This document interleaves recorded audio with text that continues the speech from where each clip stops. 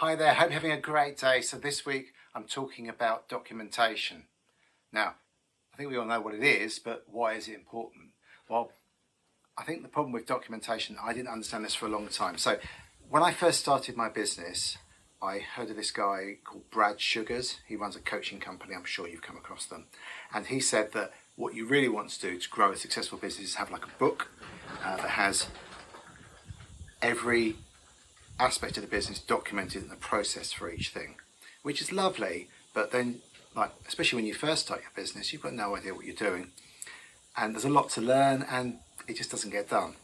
And it wasn't really till maybe a couple of years ago that I started to really look at the documentation thing again in seriousness and start to think, well, what is it that we want? And what I want to share with you today really is what I've learned over that time, because I've been running Good Choice now since 2006. So I've got a lot of experience, and obviously I go into loads and loads of businesses and see how they work. And a lot of cases you'll find that, especially with family businesses, the information is very siloed. Now, if you're in a big corporate company, you'll be very familiar with this documentation process, and you generate all this stuff and there's endless PowerPoints, and no one really looks at it and takes it seriously. And you've got like acceptable use policies that go on and on and on forever. And that's not the kind of documentation I want to talk about. The documentation I want to talk about should be relevant and useful.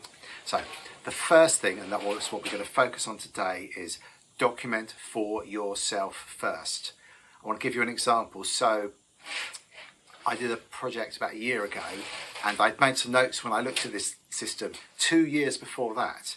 And by going back to the notes that I've made for myself 3 years ago now, I was able to very quickly get up to speed again, because you're not going to remember stuff from 2-3 years ago, let's face it.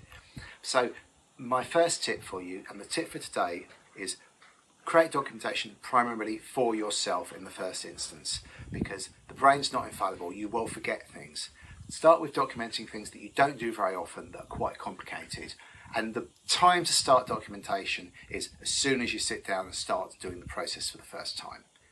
Don't start documenting halfway through. As soon as you start learning about something, then you start creating the documentation for yourself. So that's today's thing. Document for yourself, get it written down. Tomorrow we're going to look at, what we're going to look at tomorrow, Dave? We're going to look at documentation tools, because obviously to start doing this, you're going to need some kind of tools. So thanks for watching, and I'll see you tomorrow.